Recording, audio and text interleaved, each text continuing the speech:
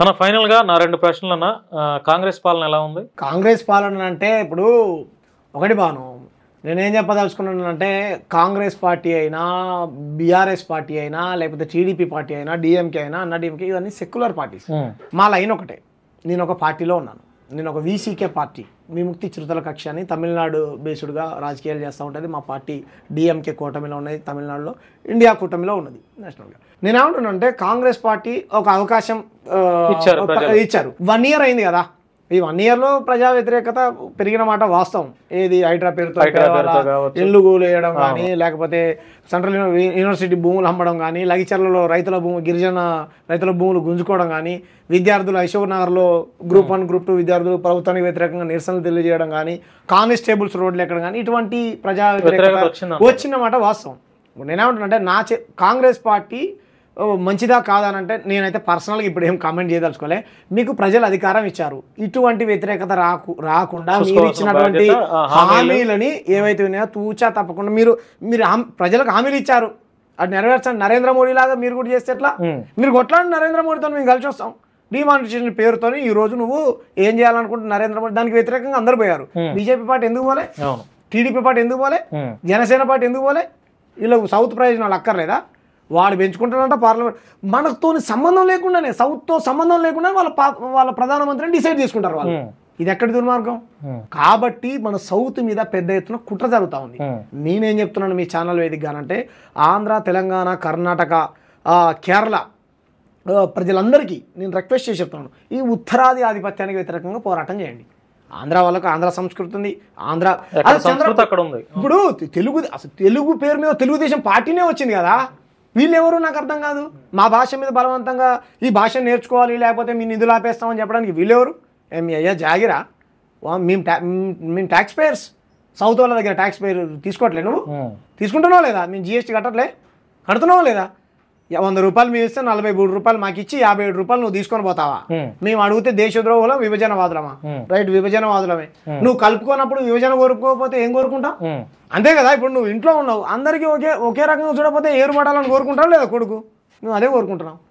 కాబట్టి నరేంద్ర మోడీ గారు అన్ని అల్లర్లకు కారణం ఈ దేశంలో. గుజరాత్ అల్లర్లు ఏ విధంగా పెట్టాడో, తమిళనాడులో భాషను బలవంతంగా రుద్ది అల్లర్లు పెట్టాలనుకుంటున్నాడు, ఏదో రాజకీయ లబ్ధి పొందాలనుకుంటున్నాడు. ఇక్కడ కూడా పాకింది కదా. అది ఇక్కడ కూడా నరేంద్ర మోడీ గారు వచ్చినాక ఎక్కువ మత పంచాయతీలు. బెంగాల్లో పంచాయతీ, పంజాబ్లో రైతులకు మేకులు పెట్టి దించారు. అరే మణిపూర్ లాంటి ప్రాంతంలో గుడ్డలు ఉడదీసి ఆడవాళ్ళని నగ్నంగా ఊరేగిస్తూ ఉన్నారు, గుర్రం ఎక్కినందుకు చంపుతా ఉన్నారు. గుజరాత్ రాష్ట్రంలో ఒక కుర్రాడు తెల్ల బట్టలు వేసుకొని గుర్రం వేసుకున్నందుకు ఒక దళితుడు, ఒక అండ్రానుడు నువ్వు గుర్రం ఎక్కుతావా అని వాని ముడ్డి ముతమాలు కొట్టి చంపేశారు వాడిని. ఒక మనీషా వాల్మీకిని ముక్కలు 16 ముక్కలు నరికి వాళ్ళ డెడ్ బాడీని కూడా వాళ్ళ కుటుంబానికి ఏది. నరేంద్ర మోడీ వీటి మీద బుల్డోజర్, ఆయన పేరేం పేరు, యోగియా, బుల్డోజర్లు పంపిస్తున్నాడు ముస్లింలు, దళితుల ఇండ్ల మీదకి వాళ్ళ ప్రభుత్వాలను క్వశ్చన్ చేస్తాం. ఇంత అరాచకం చేసుకుంటూ మళ్ళీ వీళ్ళు దేశభక్తులు అని చెప్పుకుంటారు. నేను ఒకటే చెప్తున్నాను, 80% మంది హిందువులు ఉన్నారు కదా, 20% మంది ముస్లింలు, 20% మంది క్రైస్తవులు పక్కన 80% మంది హిందువుల కోసమే పనిచేయి. 80% మంది హిందువులకు ఇండ్లు ఇయ్యి, 80% మంది హిందువులకు ఉద్యోగాలు ఇయ్యి, 80% మంది హిందువులకు మెరుగైనటువంటి పేదరికం లేకుండా చేయాలి. ఇప్పుడు విధానం కోసం 80% మంది హిందువులకే చేయి, 80% మంది హిందువుల ప్రధానమంత్రి ఉన్నాడు కదా, ప్రధానమంత్రి గారు హిందువులకే చేయండి, ముస్లింల క్రైస్తవులకి ఏం చేయకండి. ఇది నా స్టేట్మెంట్. చెయ్యి, ఇక్కడి నుంచే మొదలు పెడు, పేద హిందువు నుంచి మొదలు పెడదాం. ఆడు కూడా అంబానీ అంత తోడు కావాలి, ఆడు కూడా అదాని అంత తోడు కావాలి తప్ప మంచి ఆలోచన కానీ అది పాసిబుల్ అవ్వదు. మరి చేయాలి అంటే ఇప్పుడు ఈయన హిందూ ప్రధానం చెప్పుకుంటాడు కదా, అంటే హిందువులు పేదరికంతో ఇలాగే చచ్చిపోవాలా? అంతే మరి. ఈ నిరుద్యోగంతో చచ్చిపోవాలా, ఇండ్లు లేకుండా చచ్చిపోవాలా, బట్టలు లేకుండా చచ్చిపోవాలా, తిండి లేకుండా చచ్చిపోవాలా?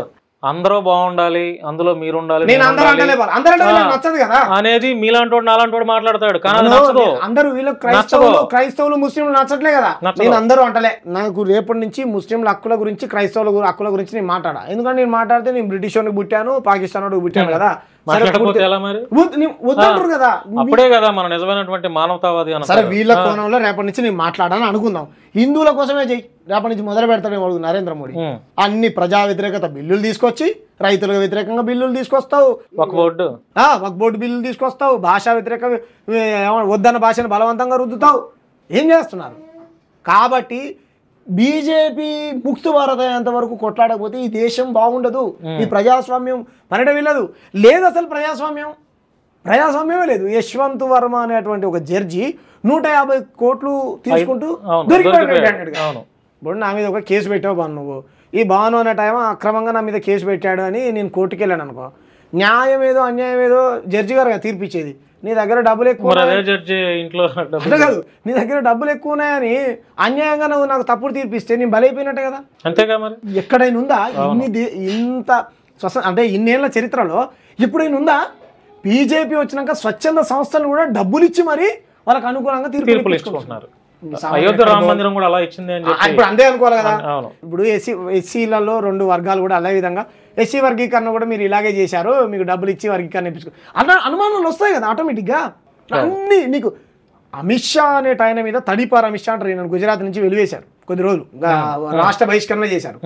ఈయన కొంతమంది జడ్జీలను చంపించాడు అనేటువంటి ఆరోపణలు ఎదుర్కొంటున్న కేసు కోర్టులో నడుస్తుంటే రేపు జడ్జిమెంట్ అమిత్ షా గారిది కేసు టేబుల్ మీద జడ్జిమెంట్, రేపు జడ్జిమెంట్ అనగా ఈరోజు చచ్చిపోతాడు జడ్జి, కొత్త జడ్జి వస్తాడు, మళ్ళీ ఆయన ఇంకో కోర్టుకు ట్రాన్స్ఫర్ అవుతాడు. అదేమన్నా అనుకో ఏమంటారు, ఆ కేసు క్లియర్ అయిపోయింది కదా దాని గురించి ఎందుకు మాట్లాడుతున్నావు అంటారు. నేనేమంటున్నా అంటే ప్రజాస్వామ్య ప్రక్రియలోనే నరేంద్ర మోడీ గారి ప్రభుత్వం ప్రజాస్వామ్యాన్ని ధ్వంసం చేస్తుంది. మీరు డిబేట్ వాళ్ళ చర్చకు సిద్ధమా? ద్రౌపది ముర్ము ఆదివాసి అని చెప్పాలి, ఆదివాసుల భూములు ఉంచుకోవాలి. రామ్నాథ్ కోవింద్ దళితుడు అని చెప్పాలి, భీమా కోరేగాంలో దళితుల మధ్య పంచాయతీ పెట్టాలి. లేకపోతే ఆయన పేరు అబ్దుల్ కలాం గారు మైనార్టీ అని చెప్పాలి, మైనార్టీల వ్యతిరేక బిల్లులు తీసుకొని రావాలి. బీసీ కులగణన చేయమంటే బీసీ ప్రధానమంత్రి ఉన్నాడు కానీ బీసీ కులగణన చేయకుండా బీసీ హక్కులు కాలు రాయాలి అంటే మన వేలుతోనే మన కంట్లో పొడిపిస్తున్నారు. అదే రాజకీయం. మీకు అర్థమైందా? ఏంటండి మీరు దళితులకు వ్యతిరేకంగా పనిచేస్తున్నారంటే పిచ్చోళ్ళు అండి. మా పార్టీలో రామ్నాథ్ కోవింద్ రాష్ట్రపతిని చేసామన్నాడు. రాష్ట్రపతిని చేస్తే నువ్వెందుకు అనంత రచ్చ పెడతావు మరి భీమా కోరేగాంలో? మీకు అర్థమైందా? ఎంత దుర్మార్గులు వీళ్ళు అని అంటే ప్రజాస్వామ్యాన్ని ధ్వంసం చేస్తా ఉన్నారు. ప్రజాస్వామ్యాన్ని అంబేద్కర్ రాసిన రాజ్యాంగం లేదు. అవును, ఎక్కడుంది? జ్యుడిషియరీని నీ చేతిలో పెట్టుకుంటువి, సిబిఐ ఈడీ ఐటీలని నీ ప్రభుత్వానికి ఎవరు వ్యతిరేకంగా మాట్లాడితే వాళ్ళ మీద కేసులు పెడుతుంటివి. నిన్న కాక మన ఒక అమ్మాయి ప్రభుత్వానికి వ్యతిరేకంగా ప్రజల తరపున ఒక కవి రచయిత్రి జానపద గాయకురాల్ని అమ్మాయిని టార్గెట్ చేసి ఆమె మీద కేసులు పెట్టి ఏం ఈ దేశంలో ప్రధానమంత్రి మిమ్మల్ని అడగకపోతే చనిపోయిన నెహ్రూ జిన్నాలని అడుగుతావు అన్నది ఆమె. తప్ప? అంతే కదా. ఇప్పుడు ప్రధానమంత్రి కదా నువ్వు, నిన్ను కాకపోతే ఇంకెవరిని అడుగుతావు? ఏం నీకు అంత చేతనైతే చంపిన తీవ్రవాదుల్ని వాళ్ళ తలకాయలు తీసుకొని రా అన్నది ఆమె. అడిగిన దాంట్లో తప్పే ఉందా? నీ ప్రభుత్వం మీద ప్రశ్నిస్తే నువ్వు లక్నోలో దేశద్రోహం కేసులు పెట్టిస్తావా? తప్పు కదా. రాత్రుడు అనే అమ్మాయి గిరిజన బిడ్డ, ఎంత దుర్మార్గం. ఏ బిడ్డైనా కానీ క్వశ్చన్ చేసే వాళ్ళ మీద కేసులు పెట్టి సాయిబాబాని ఆ విధంగానే చంపావు, కేసులు పెట్టించి కాళ్ళు లేనటువంటి ఆయనని ఎన్ని సంవత్సరాలు నిలిచిపెట్టావు? జైల్లో కోర్టు ఏం తీర్పిచ్చింది? ఈయనకి ఎటువంటి లేదన్న, ప్రధానమంత్రి హత్య కేసులో ఈయనకి ఏం సంబంధం లేదని చెప్పింది. బయటకు వచ్చినా చనిపోయాడు. మరి ఆయన కాలాన్ని మొత్తం నువ్వు వృధా చేసావు కదా జైల్లో. దానికి ఎవరు బాధ్యత వహించాలి? నరేంద్ర మోడీ గారు. ఇటువంటివి చెప్పుకుంటే కోకొలలు ఉన్నాయి. వీళ్ళు దేశభక్తులా? ఎక్కడ దేశభక్తులు? మీరు స్వాతంత్ర ఉద్యమంలో లేరు, మీరు తమిళనాడు నుంచి తెలంగాణ ఆంధ్ర విడిపోతే ఆంధ్ర ఉద్యమంలో లేరు, మీరు ఆంధ్ర నుంచి తెలంగాణ విడిపోతే తెలంగాణ ఉద్యమంలో లేరు, మీరు తెలంగాణలో భూస్వాములకు దొరలకు వ్యతిరేకంగా కొట్లాడిన ఉద్యమంలో లేరు, మీరు నిజాంకు వ్యతిరేకంగా కొట్లాడిన ఉద్యమంలో లేరు, మీరు ఏ ఉద్యమంలో లేరు. మీరు చెప్పుకునే రాముడి కోసం, రామ మందిరం కోసం మా విహెచ్పి సంఘం పుట్టింది, హిందూ మహాసభ పెట్టుకున్నారు. అయోధ్యలో మీకు వార్డు మెంబర్ లేరు. శ్రీరామచంద్రుడు పుట్టిన అయోధ్యలో మీకు బీజేపీ గెలవలే. మీరు రాముడిని రాజకీయం కోసం వాడుకున్నారు కదా, మరి ఎందుకు మీరు అయోధ్యలో గెలవలే? రాముడు పుట్టింది అయోధ్యలోనే కదా, మరి అయోధ్యలో ఎందుకు గెలవలే? మీ దొంగతనాలు మొత్తం శ్రీరామచంద్రుడికి కూడా తెలుసు. దేవుడి పేరు మీద వ్యాపారం చేసే దొంగలు వీళ్ళు. చర్చకు రమ్మనండి. అది కాకుండా మళ్ళీ మా సమ్మక్క సారక్కని తిడతారు, మా అంబేద్కర్ని తిడతారు, మా పూలే సినిమాని రిలీజ్ చేయకుండా ఆపేస్తారు. పంచాయతీలు పెట్టే హిందూ ముస్లింలు పంచాయతీ పెట్టే సినిమాలేమో పర్మిషన్లు ఇస్తారు రిలీజ్ అవ్వడానికి. మా మహాత్మా పూలే సినిమాకి ఎందుకు ఇయ్యరు? అన్ని మీకు అధికారం ఉంది. ఎప్పుడు శాశ్వతం కాదు. నరేంద్ర మోడీ గారు గుర్తుపెట్టుకోండి, అధికారం ఎప్పటికీ శాశ్వతం కాదు. గుర్తుపెట్టుకోకండి. రైట్ అన్న, థ్యాంక్ యూ అన్న.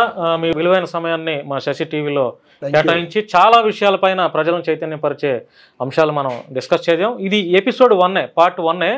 ఈ ఇంటర్వ్యూ రిలీజ్ అయిన తర్వాత ప్రజలు వారి యొక్క అభిప్రాయాన్ని కామెంట్ రూపంలో ఒకసారి నేను ఏమంటున్నానంటే, ఈ అఘోరి టాపిక్ ఇంతకుముందు మీరు స్టార్టింగ్ లో తీశారు కాబట్టి ఇటువంటి అఘోరి లాంటి వ్యక్తులు చాలా మంది ఉన్నారు. మీరు ఒక అఘోరిని మాత్రమే కాన్సన్ట్రేట్ చేసి వాళ్ళ కుటుంబంతో కూడా మాట్లాడారు అనుకుంటా కదా. నేను ఇటువంటి విధవలు అన్ని మనం ఒక హ్యూమానిటీ చేద్దామన్నా చెయ్యండి. ఎందుకంటే వాళ్ళ తల్లిదండ్రులకి మనం ఏదో హెల్ప్ ప్రజల కష్టాన్ని ఒక విశ్వాసంగా ఇచ్చేసుకొని వాళ్ళ డబ్బులు మొత్తం ఇచ్చేసుకుంటున్నారు. వాడు చెప్తాడు నూనె పెట్టడం వల్ల మా స్వస్థత పేరుతో ఇదైపోతుందంట. స్వస్థత పేరుతో ఇదైపోతే ఇంకా హాస్పిటల్స్ ఎందుకు రాబాయి? అంతేగా, నువ్వు చేసుకో. వాస్తవమే. తప్పు కదా. అరే అమాయకురాలు ఈశ్వరం నమ్ముకుంటుందా తల్లి? ఆ మత విశ్వాసాన్ని నువ్వు ఒమ్ము చేసుకుని ఆమె దగ్గర లక్షల రూపాయలు వసూలు చేస్తావా? తప్పే, తప్పు కదా, ముమ్మాటికి తప్పే. వాడు ముల్లా తాయెత్తు కడతాను రోడ్డు మీద పెట్టి ₹1000 వసూలు చేస్తున్నాడు. తప్పు కదా. మనం పోదాం మీ కెమెరాలు. నేనేమంటున్నా అంటే పర్సనల్గా నేను చాలా వీటి మీద కాన్సన్ట్రేట్ చేసి నువ్వు సీరియస్గా ఓ మంచి వాతావరణాన్ని మనం చూడాలి. కానీ మంచి వాతావరణం చూడాలనే నా కోరిక కూడా. నేను ఒకటే చెప్తున్నాను, నాకు చాలా మందితో ఇంటర్వ్యూస్ చేశా. నా వ్యక్తిగత ఎజెండా నా ఇంటి వరకే.